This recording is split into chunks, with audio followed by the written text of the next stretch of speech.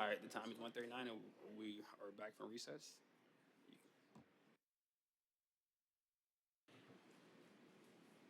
All right, I believe the police department is up. Miss Tiffany. All right, welcome back again. We're going to start off with the police department. So I'm back. It's always been known with the police department what our core values, our mission, and our vision statement are. We live by them every day, day in and day out. I think y'all have probably got them memorized just as well as we do at this point. But our key thing every day is respect, integrity, service, and excellence. It's our vision that the chief has come to with the officers and the troops, and we live by it every day to make sure that when we go out there, that not only does the community come first, but the city, and of course, our fellow officers. In your binders, when you flip through, you're going to notice that the police department's looks a little bit different because, well, that's just how we do things. So you actually have a 5-year strategic plan in your notebooks for us. This year, I didn't actually go with the word plan. I went with a vision. Princeton's growing so fast. We were the fastest growing in the nation. We're still up there in like the top 5. So it's really kind of hard to plan when you don't know how fast it's coming in. So instead of a plan, we have a vision of what we're hoping for.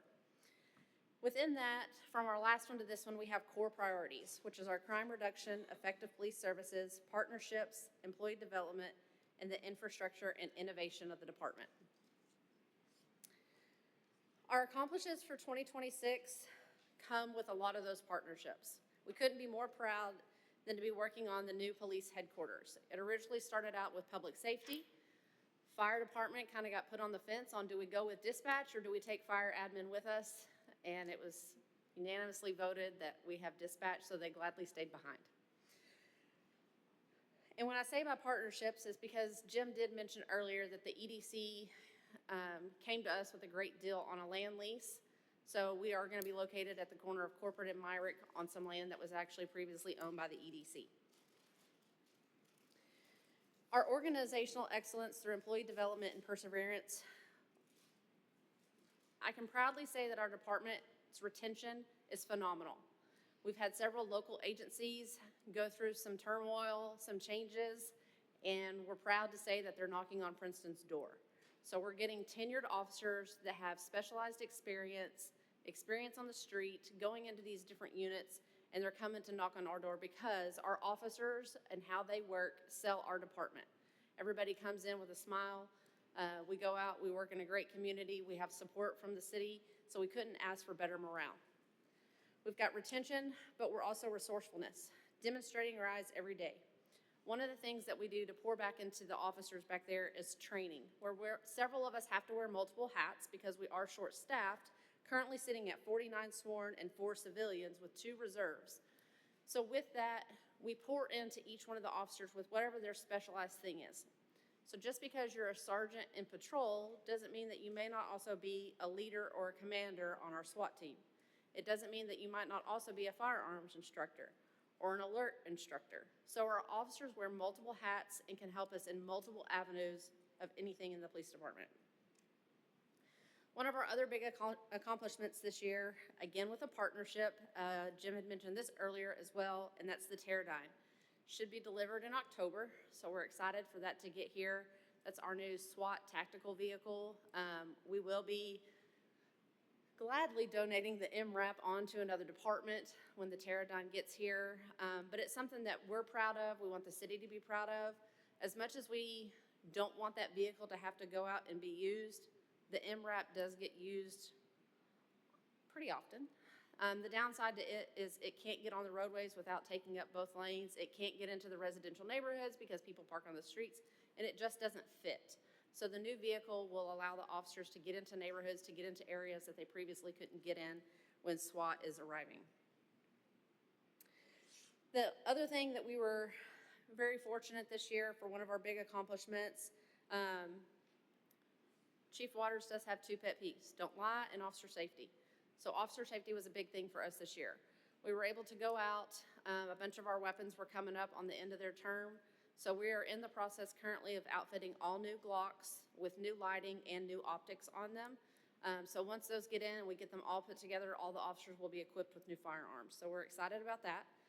And then we're also going to go onto the less lethal side. This year, we were also up for renewals on our tasers. So we have upgraded all to the Taser 10s. All the officers have completed training, and everybody, including Chief now, is carrying them. So those were two big milestones for us this year. Not to toot our horn or anything, but we've done really well the last couple of years with grants, looking at partnerships and things like that to be able to enhance the equipment that these officers train with, use day in and day out. So sometimes our pay may not be the most competitive, but between the equipment that we're providing the officers and the morale that we provide and the culture, they're seeking out Princeton.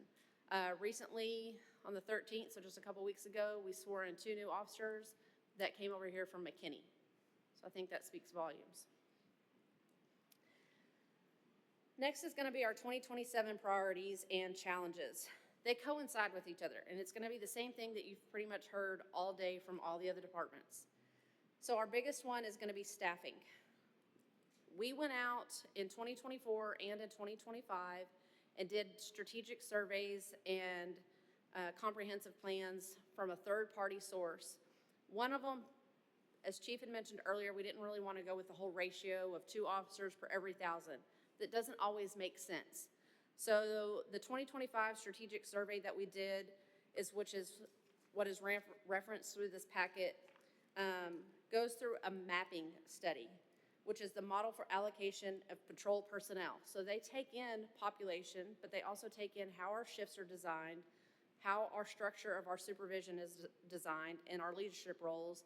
Also, all of the specialized units, things of that nature, our neighboring agencies that could also back up to us, and any of our MOUs and ILAs that we have with other agencies for specialized tasks. So all of that compiles how we need to enhance our personnel versus just the statistical ratio of 2 to 1,000.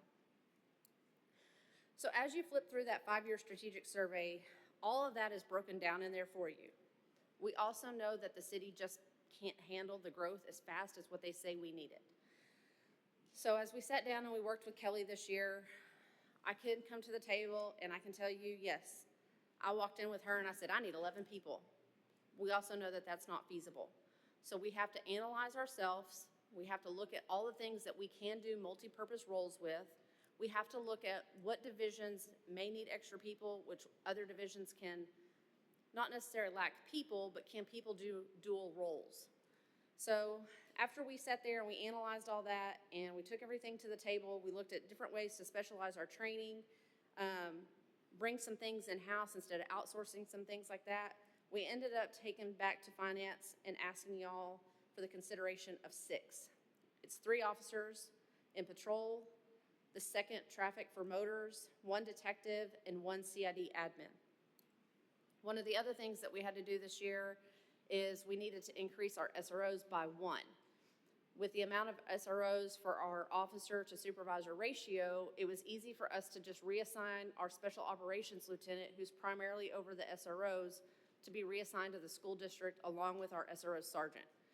So for those of you that know anything about our SRO program, all of the officers that are assigned to the SRO and their ancillary costs are split with PISD. So the payroll for that lieutenant moved over to the SRO budget, and they'll be paying for part of that. We could have easily come to the table and said we needed 2 detectives, but again, strategically going back to see how we could accommodate multiple things, one of the biggest tasks for our detectives is case filing. You don't have to be a sworn personnel to do case filings. So we asked to remove one of the detectives and bring in a civilian to assist CID. So they could take the case filings off of their workload, but they can also help with property and evidence, which doesn't require sworn personnel, along with crime scene. More and more, we're going out. County actually assists us with all of our crime scene, but eventually we're gonna have to bring all that in-house. So we do want someone that's within the PD to be able to start going out with them when we need their help. The other thing that I mentioned to be able to enhance that is the training. Like I said, we've got several people that wear multiple hats, do certain things, but we're looking at specializing their training and enhancing their the tasks that they currently do even more. It shows them that we're invested in them. It allows them to build things, but these are not full-time positions. So multiple times we're going out and we're asking what their interests are. One of our biggest things that we're touching on this next year is the amount of instructors that we actually have in-house. So we have several sergeants and above that are registered to be basic instructors and can do it for multiple classes, but one of our hires last year is actually a basic instructor. So he's gonna be able to bring in several of the officers and train them up to the next level to where they can start picking up specialized tasks and training all that in-house. So every month we have training topics that we are allowed to put back into those officers, and it's all being within house versus sending them out to other agencies, paying for hotels, paying for travel and per diems. We're able to accommodate a lot of their training here within Princeton. Our next priority is going to be the vehicles, weapons, and specialized tools. As we start to enhance and specialize the officers with other tasks such as narcotics, SWAT, forensics, wellness, and additional training, we have to be able to provide the equipment to that. And that's one of those things where we got strategic. If we can't ask for all the people that we need right now, sometimes the tools and the equipment is a little bit cheaper to enhance what we already have and be able to do it in-house. So with weapons and specialized tools, we've worked with Kelly in the budget to be able to put all that in there just to help them do things in-house versus sending them and outsourcing it. As far as vehicles go, that's just going to determine the amount of officers that we hire. Currently, our fleet maintains everything that we have. But if we bring in an additional every 2 officers, we need an additional vehicle. So it just falls on where that lies on how many vehicles we're going to need. The other thing is y'all approved at mid-year for us a motorcycle officer that did include a motorcycle, but they usually come in pairs. So we did ask for that second motors unit to be in FY27, so it would require an additional motorcycle as well. Tiffany, can I interrupt you for just a second? And it's been on my mind about it. At what point in time does it look like that we may turn over, instead of having school resource officers, that the ISD will form their own police department? They've got many well-qualified people that are marshals right now, that they'll take that over. So Chief Waters, Lieutenant Rodriguez, and Superintendent McIntyre have already started having those conversations.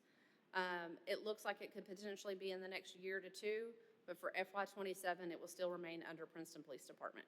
But those conversations have started. Even our SROs are aware of those conversations because they're going to have to make that call that when it happens, do they stay over at the school district or do they come back to PPD? But we are in those conversations with the superintendent and ourselves, and then again, it'll start going up to school board probably in the near future. I just have a quick question, which is not budget related, but just on that topic, like outside of the budget of the individuals being moved out from under police, Princeton Police, and onto the school district, are there any other benefits for them having, like, it moved over to just the school district versus it being under the police that's here? It benefits us because during the summer, when officers can go to training or things like that, a lot of the SROs will kind of feed back into patrol, but that's really the only benefit that we have from it, because during the school year, they are primarily, I would say 97% of their time are spent at the school. In the event that we were to have some massive emergency, the school district understands that they would pull out. And then they do help with Freedoms and Fireworks, Pumpkin Palooza, because it's usually on a weekend or things like that, so it does give us additional personnel. But really, there's no benefit to either or. So It benefits the school district right now because we're paying for part of that because we still have access to those officers. But in the end, it would be a 100% cost on them. So right now, it benefits them more than it does us. Got you. So, Mr. Rutledge, if this transition does maneuver the way that we are kind of wanting it to maneuver, right now there's 6 SROs. So the equivalent is we pay 50% of the salary, the school pays 50% of the salary. Same thing, split all the way down for the trucks, vehicles, and all that stuff. So for 6 SROs, all we would technically have to do is just pay for the price of 3 full-time police officers. We would inherit 6 full-time police officers back inside the police department. So that's where our major benefit comes back into place. So last year, after our strategic analysis that was done, last year just alone was stated that we needed 6 police officers last year. So all we would have to do is just, if this program was to be put in place or dissolved of at that point in time, All we would have to do is just increase 3 full-time positions, and we could have had 6 at that point in time. We'd have been caught up. Got it. Thanks. So our challenge is, just like everybody else, is funding. The general fund is tight this year, but I will say one of the things that we've done is we've gotten very creative. Like I've mentioned, in the last couple of years, we've kind of spoiled ourselves because we've had a substantial amount of grants to help pay for equipment, training, things of that nature. This year, we are going out for the COPS grant. It actually gets turned in this next week, so we're excited about that, and we'll be asking for 6 officers.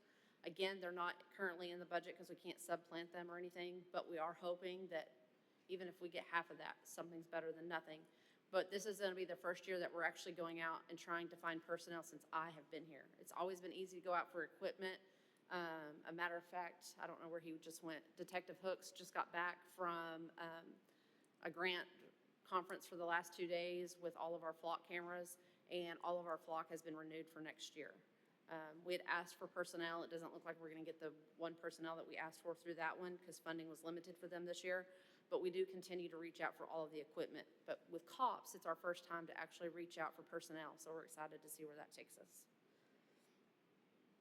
One of the other things that's not news to anybody, we brought it up a couple council meetings ago, we're currently working with the city attorney, is for the Crime Prevention District or Public Safety District, as others know it, because we are looking at going with emergency management and public safety under one umbrella. With that, we do have to get with the Commissioner's Court and things like that, so it is a little more time-consuming than what we initially thought. We thought we could get it on the November ballot. We don't have enough time between dealing with Commissioner's Courts on the emergency management side of things, so it looks like it's going to be May. But those discussions are still being had, and it's still up in the air on where the funding is going to come from. But we do believe that's going to be the only things that kind of launches public safety ahead while the general fund can't get us there. Because as fast as people are coming in and we have our day-to-day traffic, which are travelers, people coming from east of us going to work west or vice versa, we have day-to-day travelers that increases our population during the day. So we've got calls at restaurants and retail stores. We've got accidents going on that may not necessarily be our residents. It's just the people that are traveling through on 380. So as much as our population increases and things like that increase, we've got to increase our personnel. Officers have calls stacking and things of that nature, so how do we fund it? That's where that district conversation is going to come in. It will be a tough conversation, but it is something that we can look at maybe just for the next 5 years to boost us until the commercial sales tax kind of start coming in to where they can start helping out at that point. The next thing is with the equipment. Again, we're trying to continue with grants. We don't have a specialized grant writer. I know, Mr. Rutledge, you asked the fire department who had wrote their SAFER grant for them. They were able to go out and hire somebody. We did contract with Lexapol on ours, but we only did it for a portion of the time. All they're doing is pulling statistical data. I'll actually be submitting the grant through the weekend because it's due on Monday. But we don't have a full-time grant writer that can go out and search all of these grant opportunities for us. There's thousands that come out twice a year. So we try to stay on top of it. I've kind of tasked each of the individual officers throughout the department, whatever your specialized thing is or whatever your interest holds, go find grants for me. Whereas I don't necessarily have time to look them up every day or stay on top of when they're due and when they're eligible and open. I've kind of tasked them with it. I'll help you write it. I'll sit there and we'll hold hands through the whole process. But we've all kind of taken on that task because we know that that's how some of our funding is going to have to happen right now. And they've done it in great stride. Nobody's bucked it, so I appreciate all their help. Speaking about some of the grants and funding and things, Congressman Self just introduced a bill that would prohibit federal funds being used on grants to obtain flock cameras. Have you heard of that? I've seen that he's trying to get it passed, yes. I know he's trying to get that passed, and it doesn't prohibit local jurisdictions from having them, which are a great asset. Mm-hmm. But I think any flock cameras we've had, did we get on grants? We have not purchased any flock cameras outright with any general fund money. Right. Everything we have through either Vigilant or through flock has all been on a grant process. It's on a federal grant program? Yes. Okay. Both of them have been. So in the future, that would be prohibited if that bill passes. Correct. Which I hope it doesn't. because it's very beneficial to us, but I just thought I'd bring that up and see. It see does, how we- and- See and how I- we may address that in case it does pass, you know, because it's a great asset. It is, and I'll touch on that for just a second. We've been very fortunate that we haven't had to pay for any outright. They're not all up yet, but by the time they all get installed, we'll end up having like 16 of them throughout the city. I've worked with Chase and Rick, and we've even talked about, as they start to come in, putting them at the entrances of some of the parks and things of that nature. We've got them up at major intersections. I actually was with Flock just a few weeks ago, out walking intersections to make sure views and everything were gonna be there.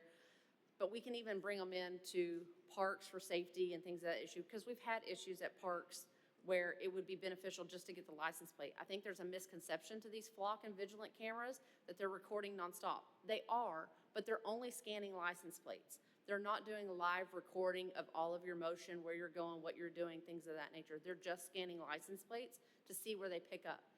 And I, Just a success I story agree with for you on that us. because I've seen some social media reports of people complaining about it, saying, oh, it's Yes. invasion of privacy, you know, it's gonna, all the kids, it's gonna show all that, but it doesn't, it just does license plates. It is, and that's all it does. It doesn't even tell us all the motions that they're moving in or anything like that. It gives us a direction of travel, and then we just have to try to research where the next camera that it picked up on. If you turn off somewhere other than that, we don't know where you're at. Now, granted, our cars do have them on there. Roughly 7 of our fleet also have mobile scanners, so they're scanning as they're going up and down the roads. But that's how we've recovered stolen vehicles. It's not to see that you're getting up at 2 o'clock in the morning to go to the grocery store. We don't care. But it picks up stolen vehicles. That's how we were able to solve our murder arson case, is that we were able to use our Flock cameras all the way up to St. Louis, Missouri. So.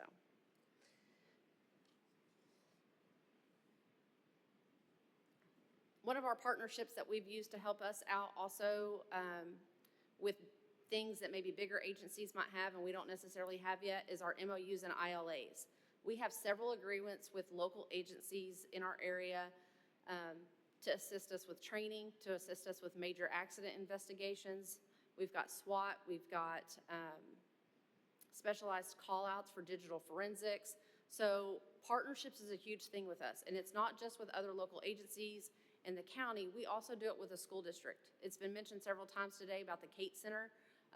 We have several times where we've called them over for projects, and they have also helped us out. This past 2 years, we have launched the Rise Youth Program and the Junior Police Academy that our SROs house through us during the summertime, and they have been a huge success to where next year we're looking at doubling all of those programs because the amount of students that we had interested in it this year, we had to turn students down.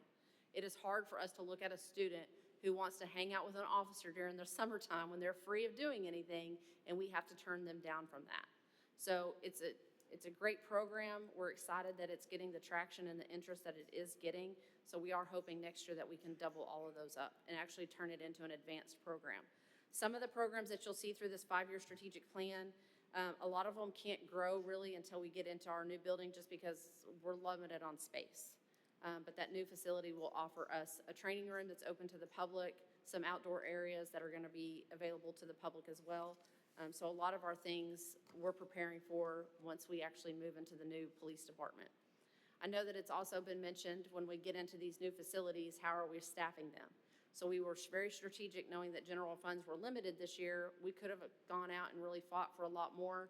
Based on the studies, we did need them. But like I said, everybody that's back there knows that we have times that we just have to step up right now and do the best we can with what we've got.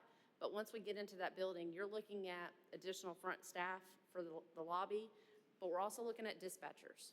So that's going to be a huge personnel thing that we have to get over and hurdle. And you can't just wait till the doors open and hire them. So just like Chase is going to be in that same situation when Park opens, next door when we open, we've got to start strategically in FY28 planning for some of those positions as well. So, any questions? So just for clarification, on those dispatchers, we're looking at offsetting those full-time employee costs, correct? Do what? I'm sorry, sir. Just for clarification, on those dispatchers, we're looking at offsetting those full-time employees, correct? Working with other agencies, correct?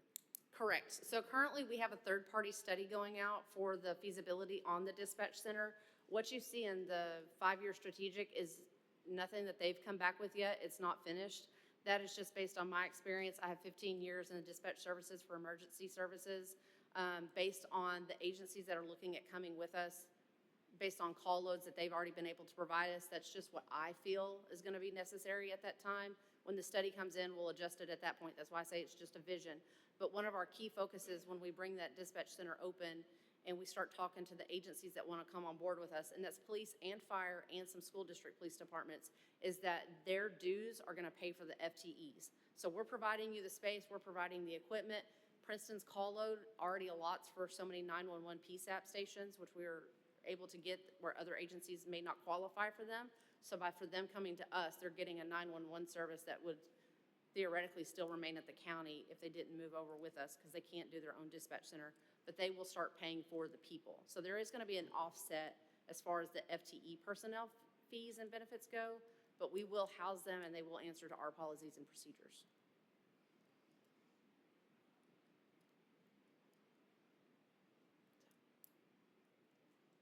Anything else? All right. Thank y'all. Thank you, Tiffany.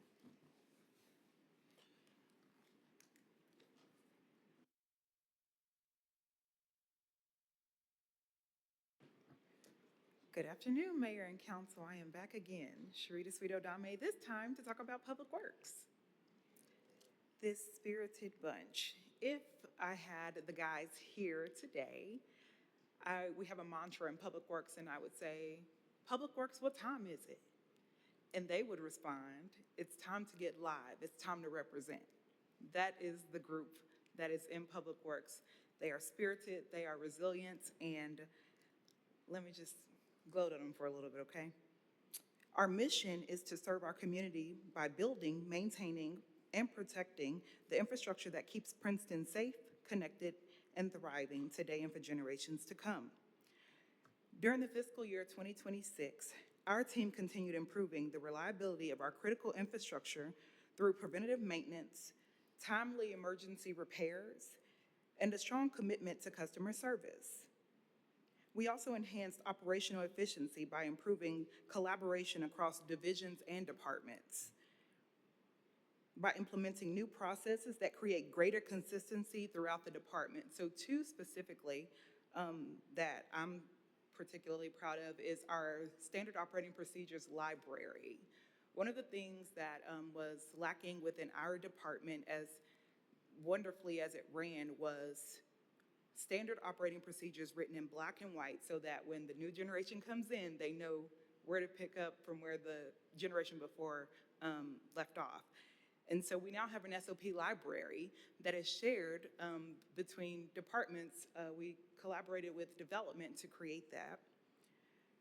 We also we were also able to coordinate and support more than 1,423 hours of community service by accepting volunteers for people who needed service hours for whatever reason, including the PISD.